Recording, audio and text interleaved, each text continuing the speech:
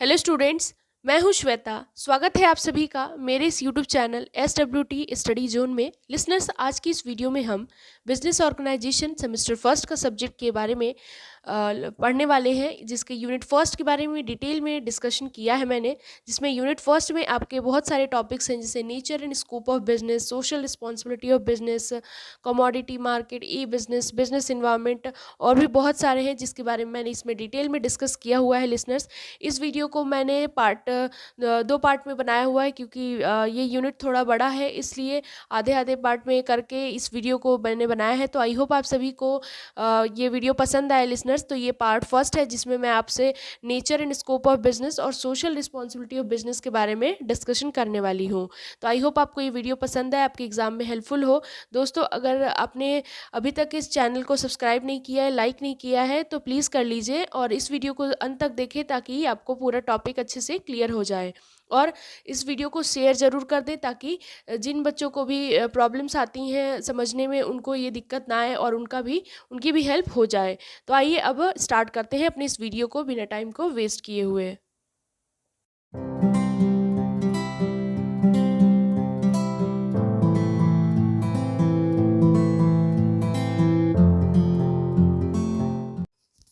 तो जैसा कि लिसनर्स आप स्क्रीन पर देख सकते हैं, मैंने बिजनेस ऑर्गेनाइजेशन के बारे में जो यूनिट फर्स्ट है, यानी कि ये जो सेमेस्टर फर्स्ट का सब्जेक्ट है बिजनेस ऑर्गेनाइजेशन, उसकी यूनिट फर्स्ट के बारे में डिस्कशन किया हुआ है। तो जैसे कि मैंने पहले ही बताया कि दो पार्ट में मैं इसको डिस्कस करने वाली हूँ। तो इस पार्ट में मैं आपको nature and scope of business और सोशल रिस्पॉन्सिबिलिटी ऑफ बिजनेस के बारे में बताने वाली हूँ लिसनर्स, डिटेल में, ताकि आपके एग्जाम में ये हेल्पफुल हो। तो आइए स्टार्ट करते हैं। सबसे पहले नेचर और स्कोप ऑफ बिजनेस के बारे में। तो इससे भी पहले लिसनर्स, हमें पता होना चाहिए है ना, कि मीनिंग पता होनी चाहिए किसी भी चीज़ की। यानी कि हमको जब मतलब ही नहीं पता, तो हम उसके बारे में जानकर क्या करेंगे। तो इसलिए सबसे पहले हमें बिजनेस की मीनिंग क्लियर होनी चाहिए। तो बिजनेस की मीनिंग, जैसे कि आप स्क्रीन पर देख सकते हैं, लिखा है the term business means business और स्टेट ऑफ बीइंग बिजी। यानी कि बिजनेस का मतलब होता है किसी चीज़ में बिजी रहना। एक नॉर्मल सा इतना मीनिंग समझ सकते हैं हम। लेकिन इसका मतलब है कि बिजनेस का मतलब किसी चीज़ में बिजी रहना, लेकिन इसका मतलब ये नहीं है, यानी कि जैसे कि मैं एक आपको एग्जांपल देके समझाऊं, एक उदाहरण के साथ समझाऊं। तो अगर मान लीजिए कोई पर्सन है जो कंप्यूटर गेम्स खेल रहा है या फिर टीवी देखने में बिजी है, तो वो बिजी तो है ना किसी काम में। तो इसको हम इस केस में वो पर्सन कोई बिजनेस नहीं कर रहा है लिसनर्स। ठीक, क्यों नहीं कर रहा है? इसलिए क्योंकि यहाँ पर इकोनॉमिक एलिमेंट मिसिंग है। वो टीवी देख रहा है तो क्या उसको पैसे मिल रहे हैं? नहीं मिल रहे। कंप्यूटर गेम खेलने से मिल रहे हैं? नहीं मिल रहे। तो इसमें इकोनॉमिक एलिमेंट मिसिंग है। तो इसका मतलब देखिए, नेक्स्ट जो लाइन है मैंने जो दी है, वो एकदम परफेक्ट मीनिंग है। जैसे कि business means a state of being busy in economic activities. यानी कि बिजनेस का क्या मतलब हुआ कि एक इकोनॉमिक एक्टिविटीज़ में, यानी कि आर्थिक गतिविधियों में व्यस्त रहना, है ना, बिजनेस का मतलब हुआ। तो जैसे कि इसमें हम आर्थिक गतिविधियों में व्यस्त रहना। अब इकोनॉमिक एक्टिविटी होती क्या है? सबसे पहले तो हमें यही पता होना चाहिए कि इकोनॉमिक एक्टिविटी क्या होती है। तो लिसनर्स, सबसे पहले मैं आपको ह्यूमन एक्टिविटी के बारे में बताऊंगी, कि वो एक्टिविटी जो कि एक ह्यूमन बीइंग के द्वारा परफॉर्म की जाती है अपनी वांट्स को फुलफिल करने के लिए, उसको हम ह्यूमन एक्टिविटी कहते हैं। ये दो तरीके का होता है, जैसे कि इकोनॉमिक एक्टिविटी और नॉन इकोनॉमिक एक्टिविटी। तो उसी का है ये इकोनॉमिक एक्टिविटी, जिसका मेन उद्देश्य क्या है? पैसे कमाना, यानी मनी अर्न करना। अब नेक्स्ट बात कर लेते हैं, यानी कि इसके डेफिनेशन के बारे में, यानी कि इसके परिभाषा के बारे में। तो सबसे बिजनेस की मीनिंग जो है, डेफिनेशन जो है इसमें है, business refers to those economic activity. यानी बिजनेस का मतलब है वो इकोनॉमिक एक्टिविटी, वो आर्थिक गतिविधियाँ which are connected with production, जो कि प्रोडक्शन से कनेक्टेड है, परचेज से और गुड्स के सेल से कनेक्टेड है, और किससे कनेक्टेड है? सर्विसेज की सप्लाई से भी, जिसका मेन उद्देश्य क्या है? प्रॉफिट अर्न करना।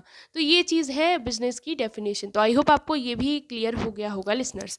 अब नेक्स्ट बात कर लेते हैं कैरेक्टरिस्टिक्स के बारे में, यानी कि इसकी क्या फीचर्स हैं, विशेषताएं क्या है, उसके बारे में। तो सबसे पहला जो है लिसनर्स, एन इकोनॉमिक एक्टिविटी। यानी कि बिजनेस क्या होता है? एक इकोनॉमिक एक्टिविटी होता है। यानी कि इकोनॉमिक एक्टिविटी, जैसे कि मैंने आपको अभी बताया कि इसमें बिजनेस का मतलब होता है कि इकोनॉमिक एक्टिविटी, जिसमें हम क्या गुड्स एंड सर्विसेज को खरीदते बेचते हैं, इस चीज़ का काम करते हैं, और जिसका मेन उद्देश्य प्रॉफिट अर्न करना होता है। और इकोनॉमिक एक्टिविटी में भी हम यही करते हैं, हम मनी अर्न करने का ही उद्देश्य रखते हैं उसमें भी, है ना। तो वो एक इकोनॉमिक एक्टिविटी होती है बिजनेस। क्योंकि इसका मेन एम क्या होता है, मनी अर्न करना, है ना कि ये सिर्फ किसी साइकोलॉजिकल रीजंस की वजह से या फिर इसकी वजह से किया जाता है। जैसे कि मैंने आपको स्टार्टिंग में ही बताया था कि इकोनॉमिक एक्टिविटी हम मनी अर्न करने के लिए करते हैं और हम नॉन इकोनॉमिक एक्टिविटीज़ किस लिए करते हैं, सेटिस्फैक्शन के लिए करते हैं। तो ये कोई सेटिस्फैक्शन के लिए नहीं होता है, ये मनी अर्न करने के लिए होता है। तो पहला आई थिंक आपको पॉइंट जो है क्लियर हो गया होगा। नेक्स्ट बात कर लेते हैं प्रोडक्शन और procurement of goods and services, यानी कि गुड्स एंड सर्विसेज का प्रोडक्शन। तो इसमें क्या है कि हम जैसे कि जानते हैं कि जो बिज़नेस होता है वो कंज्यूमर्स की वांट्स को, इच्छाओं को पूरा करता है। तो जितने भी बिज़नेस होते हैं या तो खुद वो प्रोड्यूस करते हैं गुड्स एंड सर्विसेज को, या फिर कहीं से लेते हैं, प्रिक्योर करते हैं, किस लिए, सेल करने के लिए, किसको, कंज्यूमर्स को। यानी कि कंज्यूमर्स को सेल करने के लिए ये लोग या तो खुद प्रोडक्शन करेंगे या तो कहीं से लाएंगे, तभी तो सेल कर पाएंगे। तो ये चीज़ होता है। लेकिन अब नेक्स्ट जो है लिसनर्स, नेक्स्ट यानी कि नेक्स्ट कैरेक्टरिस्टिक की बात करें हम, तो इसमें थर्ड जो है वो है सेल और exchange of goods and services for the satisfaction of human want, human needs. यानी कि हम गुड्स एंड सर्विसेज का सेल और एक्सचेंज करते हैं किस लिए, ह्यूमन नीड्स को सेटिस्फाई करने के लिए। जैसा कि हम जानते हैं कि जितनी भी बिजनेस की एक्टिविटीज़ होती हैं वो डायरेक्टली और इनडायरेक्टली किससे रिलेटेड होती हैं, गुड्स एंड सर्विसेज के एक्सचेंज से, ट्रांसफ़र से, है ना, और उनकी वैल्यू भी होती है। तो लिसनर्स, जैसे कि अगर हम गुड्स का परचेज़ करें, यानी कि प्रोडक्शन करें या परचेज़ करें गुड्स का पर्सनल कंजम्पशन के लिए, तो वो कोई बिजनेस एक्टिविटी नहीं कहलाती है, क्योंकि इसमें कोई भी सेल नहीं हो रही है, कोई भी ट्रांसफ़र नहीं हो रही है, उसकी कोई वैल्यू नहीं मिल रही है। जैसे कि एग्जांपल अगर हम लें तो एग्जांपल एक बहुत फेमस एग्जांपल है कि अगर हम जो फूड है अगर कुक करते हैं घर पर, यानी फैमिली के लिए, तो ये कोई बिज़नेस नहीं होता है। लेकिन अगर हम वही फूड कुक करते हैं कहाँ पर, रेस्टोरेंट में, यानी कस्टमर्स के लिए जब बनाते हैं तो हम उसके लिए चार्ज करते हैं, तो ये क्या है, ये है बिजनेस। तो आई होप आपको ये पॉइंट भी क्लियर हो गया होगा। नेक्स्ट बात कर लेते हैं dealing in goods and services on a regular basis, यानी कि गुड्स एंड सर्विसेज का डील रेगुलर बेसिस पे होना चाहिए। यानी कि ये भी एक नेक्स्ट कैरेक्टरिस्टिक्स है किसका, बिजनेस का। यानी बिजनेस में हम गुड्स और सर्विसेज का एक्सचेंज करते हैं रेगुलर बेसिस पे, रिकरिंग बेसिस पे। एक सिंगल ट्रांजेक्शन सेल और परचेज का कभी बिजनेस नहीं होता है। मान लीजिए कि एक एग्जांपल से समझाऊं मैं अगर आपको, कि अगर मान लीजिए कोई पर्सन है और अपने मोबाइल को बेचता है प्रॉफिट पे, तो इसका मतलब ये नहीं कि वो बिज़नेस हो गया, लेकिन वो एक अपना मोबाइल का सेट्स का स्टॉक रखे और रेगुलरली उसको सेल करे अपने शॉप पे या फिर अपने जहाँ से भी उसको करना हो, तो ये एक बिज़नेस कहलाता है।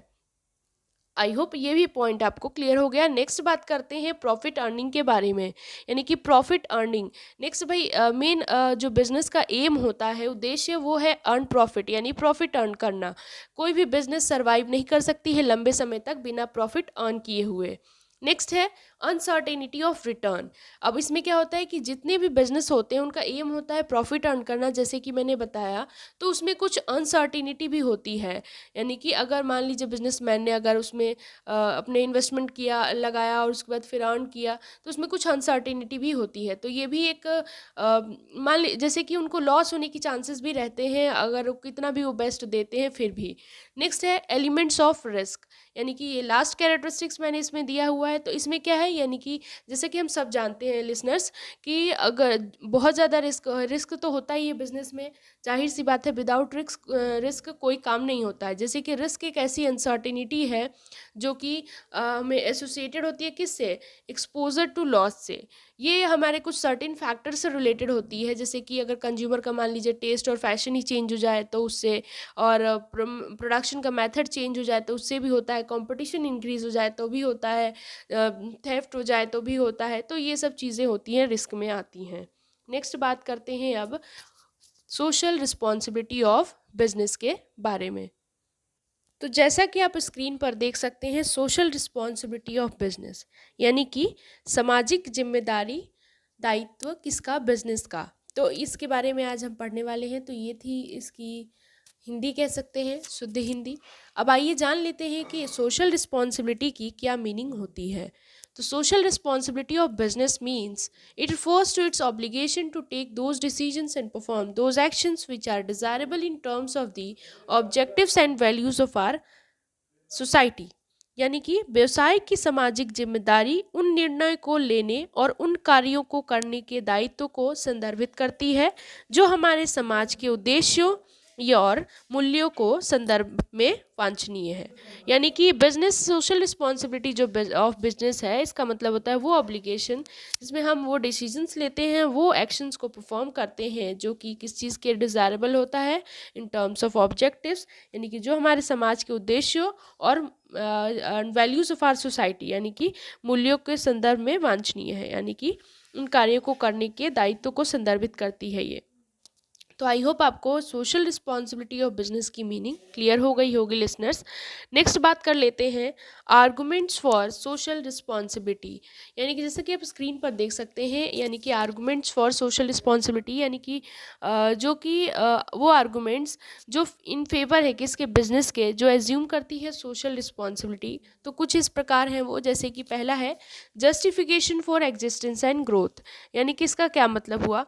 तो इसका मतलब ये हुआ कि जैसे कि बिज़नेस को हम जानते हैं कि ये क्रिएशन है किसका, सोसाइटी का ये एक्सपेक्ट करता है कि हम ह्यूमन नीड्स को सेटिस्फाई करें गुड्स और सर्विसेज को प्रोवाइड करा के, लेकिन फिर भी इसमें प्रॉफिट इम्पॉर्टेंट होता है। लेकिन ये क्या करते हैं, ये लोगों को सर्विस देने का काम करते हैं। बिजनेस अगर अपना गुड पब्लिक इमेज बनाना चाहती है, यानी अच्छा पब्लिक इमेज क्रिएट करना चाहती है, तो सोसाइटी का सपोर्ट चाहती है, तो उसको क्या है, वो उसको नीड्स सोसाइटी की फुलफिल करनी पड़ेंगी। तो वो उसी तरीके से ग्रो करेगी ताकि वो जो सोशल रिस्पॉन्सिबिलिटी भी पूरा कर सके और अपने बिजनेस को भी लेकर के चल सके। नेक्स्ट बात कर लेते हैं long term interest of the firm, यानी कि फर्म की लॉन्ग टर्म इंटरेस्ट के बारे में है ये। नेक्स्ट है कि ये लॉन्ग टर्म सेल्फ इंटरेस्ट जो होती है बिजनेस की, वो फुलफिल करती है इसकी सोशल रिस्पॉन्सिबिलिटी बहुत ग्रुप्स ऑफ सोसाइटी की तरफ, जैसे कि वर्कर्स हो गए, कंज्यूमर्स हो गए, शेयर होल्डर्स हो गए, गवर्नमेंट ऑफिशियल्स हो गए। नेक्स्ट है अवॉइडेंस ऑफ गवर्नमेंट रेगुलेशंस, यानी कि अगर बिजनेसमैन सोशल रिस्पॉन्सिबिलिटी को नहीं निभा पाता है तो गवर्नमेंट क्या करती है, उसमें इंटरवेन करती है और इनेक्ट करती है सुइटेबल लेजिस्लेशन जो कि फोर्स करते हैं कि एज्यूम करे वो सोशल रिस्पॉन्सिबिलिटी। नेक्स्ट है मेंटेनेंस ऑफ सोसाइटी। तो ऐसे ही बहुत सारे इसमें है लिसनर्स, जैसे कि इसमें है कि बिजनेस अगर सोशल रिस्पॉन्सिबिलिटी पूरा नहीं कर पाती है, जो लोग होते हैं बिजनेस से रिलेटेड, वो क्या करते हैं, रिजॉर्ट करते हैं टू एंटी सोशल एक्टिविटीज़ को, अगर उनको लगता है कि they are not getting their dues from the business, है ना। इसमें क्या होता है कि ये हार्मफुल होता है बिजनेस के लिए, तो इसीलिए बिजनेस इंटरप्राइजेस फुलफिल करता है सोशल रिस्पॉन्सिबिलिटी। ऐसे और भी सारे हैं जो आप देख सकते हैं, पॉइंट्स मैंने दिया है। Availability of resources with business, यानी कि बिजनेस अवेलेबिलिटी, रिसोर्सेज की अवेलेबिलिटी होनी चाहिए, और कन्वर्टिंग प्रॉब्लम इनटू अपॉर्चुनिटीज़, यानी कि जैसे कि हम सब जानते हैं कि कहने की बात है कि जैसे risk is the reward of profit bearing, यानी कि जितना हम रिस्क लगाएंगे बिजनेस में उतना ही हमको प्रॉफिट होने के चांसेस रहते हैं। तो जो भी प्रॉब्लम्स हैं उनको अपॉर्चुनिटीज़ में कन्वर्ट कर देना, है ना। तो यानी कि बिजनेस क्या होता है, कैपेबल होता है किसी भी रिस्की सिचुएशन को प्रॉफिटेबल डील्स में कन्वर्ट करने में, तो ये चीज़ आती है इसमें। नेक्स्ट है better environment for doing business, यानी कि इसमें एक ये भी एक पॉइंट है इसका। नेक्स्ट है holding business responsible for social problems. Next बात कर लेते हैं लिसनर्स, इसमें मैंने सिर्फ पॉइंट दिया हुआ है इसीलिए मैं इसको आपको समझा रही हूँ। नेक्स्ट बात कर लेते हैं आर्गूमेंट्स अगेंस्ट सोशल रिस्पॉन्सिबिलिटी, यानी कि कुछ ऐसे आर्गूमेंट्स भी हैं जो कि इस सोशल रिस्पॉन्सिबिलिटी जो बिजनेस ऑर्गेनाइजेशन के द्वारा दी जाती है उसके अगेंस्ट में है। जैसे कि कौन कौन से हैं, तो सबसे पहला आप देख सकते हैं violation of profit maximisation objectives, यानी कि हम जैसे कि इसमें जानते हैं कि जो बिज़नेस है वो एक इकोनॉमिक इंस्टीट्यूशन है जिसका जो एग्जिट ही करती है उसका बेसिक एम क्या है, प्रॉफिट अर्न करना, प्रॉफिट ज़्यादा करना, यानी प्रॉफिट लाभ कमाना, प्रॉफिट मैक्सिमाइजेशन का एम होता है। तो प्रॉफिट जैसे कि नेसेसरी होता है किसी बिजनेस को सर्वाइवल और ग्रोथ के लिए, तो हम एज्यूम कर लेते हैं सोशल रिस्पॉन्सिबिलिटीज ऑब्जेक्टिव्स के अगेंस्ट है। नेक्स्ट बात कर लेते हैं बर्डन ऑन कंज्यूमर्स, यानी कि सोशल रिस्पॉन्सिबिलिटी जैसे कि पॉल्यूशन कंट्रोल और इन्वायरमेंटल प्रोटेक्शन, ये बहुत ज़्यादा कॉस्टली होते हैं और इसमें हमें बहुत ज़्यादा बड़े पैमाने पे फाइनेंस की ज़रूरत पड़ती है और ह्यूज फाइनेंशियल इन्वेस्टमेंट की ज़रूरत पड़ती है ना। विदाउट प्रॉपर रिटर्न से इसमें रिटर्न का भी उतना चांसेस नहीं होता। इस सर्कमस्टांसेस में क्या होता है, वो बिजनेसमैन क्या कर देता है, अपने बर्डन को पास कर देता है, सोशल रिस्पॉन्सिबिलिटी जो भी बर्डन होता है इसका, उसको कंज्यूमर्स की तरफ किस फॉर्म में, in the form of higher prices में। तो ये भी एक हो गया। नेक्स्ट है लैक ऑफ सोशल स्किल्स, यानी कि जो सोशल प्रॉब्लम्स होते हैं वो जैसे कि वो ऐसे सॉल्व नहीं किए जा सकते जैसे कि बिजनेस प्रॉब्लम्स होते हैं। सो जो बिजनेसमैन होता है वो बिजनेस को मैनेज करने में अच्छा होता है, उसके पास वो स्किल्स होती हैं कि वो कोई भी सोशल प्रॉब्लम हो, मतलब वो सिर्फ बिजनेस से रिलेटेड प्रॉब्लम सॉल्व कर पाता है, उसके पास ये कोई स्किल नहीं होती कि वो सोशल प्रॉब्लम्स को सॉल्व करे। तो ये एक हो जाती है प्रॉब्लम्स। नेक्स्ट है lack of broad public support, यानी कि अगर पब्लिक सपोर्ट ना हो तो जैसे कि पब्लिक क्या करती है, किसी भी बिजनेस का इंटरफेरेंस पसंद नहीं करती है इसमें सोशल प्रोग्राम्स में, तो उसकी वजह से क्या होता है बिजनेस अनेबल हो जाता है कोई भी सोशल प्रॉब्लम्स को सॉल्व करने में, किसकी वजह से, लैक ऑफ कॉन्फिडेंस और पीपल के कॉपरेशन की वजह से। तो ये नेक्स्ट ये था लास्ट। आई होप आपको ये चीज़ क्लियर हो गई होंगी। नेक्स्ट बात कर लेते हैं काइंड्स ऑफ सोशल रिस्पॉन्सिबिलिटी, यानी कि सोशल रिस्पॉन्सिबिलिटी ऑफ बिजनेस को डिवाइड किया गया है कुछ कैटेगरीज में। तो 4 कैटेगरी हैं, जैसे कि पहला है इकोनॉमिक रिस्पॉन्सिबिलिटी, नेक्स्ट है लीगल रिस्पॉन्सिबिलिटी। तो अब इसका पहले मतलब समझ लेते हैं कि इकोनॉमिक रिस्पॉन्सिबिलिटी क्या होती है। तो हम जैसे कि मैंने पहले ही बताया कि जो बिजनेस एंटरप्राइज होता है वो बेसिकली एक इकोनॉमिक एंटिटी है। इसका प्राइमरी सोशल रिस्पॉन्सिबिलिटी क्या होता है, गुड्स को प्रोड्यूस करना, सर्विसेज गुड्स को प्रोड्यूस करना सोसाइटी के नीड्स के अकॉर्डिंग, और फिर उसको सेल करना प्रॉफिट पे। तो ये चीज़ होती है, इकोनॉमिक रिस्पॉन्सिबिलिटी में आती है। नेक्स्ट आता है लीगल रिस्पॉन्सिबिलिटी, यानी कि इसमें सारे जो बिजनेस एंटरप्राइज होते हैं उनको रिस्पॉन्सिबिलिटी होती है कि वो ऑपरेट करें legal framework of the society के अंदर। तो बहुत सारे लॉज और रेगुलेशंस इनैक्ट किए जाते हैं in the interest of business and society. तो ये चीज़ इसमें आती है। नेक्स्ट बात कर लेते हैं एथिकल रिस्पॉन्सिबिलिटी की। तो इसमें क्या होता है, एथिकल रिस्पॉन्सिबिलिटी का मतलब है कि मोरल ऑब्लिगेशंस बिजनेस एंटरप्राइज का, ये कंपलसरी नहीं होता है बिजनेस के लिए कि एज्यूम करें एथिकल रिस्पॉन्सिबिलिटी। ठीक, नेक्स्ट बात कर लेते हैं डिस्क्रिशनरी रिस्पॉन्सिबिलिटी। अब ये क्या होता है, तो इसमें ये एक प्योरली वॉलेंट्री ऑब्लिगेशन है जो कि एक एंटरप्राइज एज्यूम करती है। जो बिजनेस एंटरप्राइज है वो एज्यूम करती है इस रिस्पॉन्सिबिलिटी को शो करने के लिए, क्या चीज़, कंसर्न किसकी तरफ, जो भी सोसाइटी में प्रॉब्लम्स फेस किए जा रहे हैं उसकी तरफ। तो ये था आपके kinds of social responsibility. Next बात कर लेते हैं listeners social responsibility towards different interest groups, यानी कि सोशल रिस्पॉन्सिबिलिटी कौन कौन सी हैं, किसके डिफरेंट इंटरेस्ट ग्रुप्स की तरफ कौन कौन सी सोशल रिस्पॉन्सिबिलिटी। तो नेक्स्ट पहला जो है इसमें responsibility towards the share holders और ओनर्स, यानी कि रिस्पॉन्सिबिलिटी क्या है बिजनेस एंटरप्राइज की शेयर होल्डर्स की तरफ, ओनर्स की तरफ। तो कुछ रिस्पॉन्सिबिलिटी हैं जैसे कि to provide fair return on their capital investment, यानी कि जो भी वो लोग इन्वेस्टमेंट कर रहे हैं उनके कैपिटल पे फेयर रिटर्न देना। नेक्स्ट है to ensure safety of such investment, यानी कि सेफ्टी उनको ये बताना कि जो जहाँ भी इन्वेस्ट कर रहे हैं वो सही है, सेफ्टी है वहाँ पर। नेक्स्ट है कि to provide regular accurate and complete information about the working of company, यानी कि एकदम जो कंपनी से रिलेटेड सारी जानकारी प्रदान करना। नेक्स्ट है to provide information regarding schemes for future growth, यानी कि वो भी इंफॉर्मेशन देना, सूचना देना जो कि फ्यूचर ग्रोथ की स्कीम से रिलेटेड है, उस चीज़ से रिलेटेड है। तो और फिर है last to for reasonable appreciation of capital through optimum use of resources. ये थे कुछ रिस्पॉन्सिबिलिटी। नेक्स्ट बात कर लेते हैं वर्कर्स की तरफ क्या रिस्पॉन्सिबिलिटी है। तो वो है, फर्स्ट है to create and provide proper and safe working condition, यानी कि उनको एक अच्छा वर्किंग कंडीशन देना, प्रोवाइड करना, क्रिएट करना।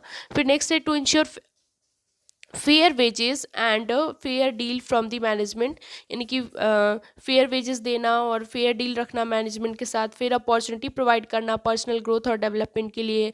फिर ऐसे ही और सारे दिए हुए हैं जैसे to provide opportunities to the workers for meaningful work, to respect the democratic rights. तो ये सारे हैं लिसनर्स। नेक्स्ट बात कर लेते हैं रिस्पॉन्सिबिलिटी टूवर्ड्स द कंज्यूमर्स, यानी कंज्यूमर्स की तरफ क्या रिस्पॉन्सिबिलिटी है।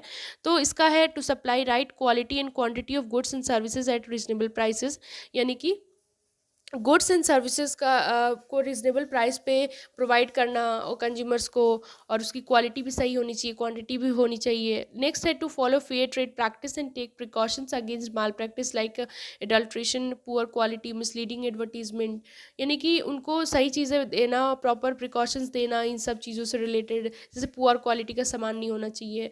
नेक्स्ट है to provide full information about the product and the company to the consumers, यानी कंज्यूमर्स को पूरा इन्फॉर्मेशन देना लेना कंपनी से रिलेटेड, प्रोडक्ट से रिलेटेड, तो ये सारी चीज़ें इसमें आती हैं।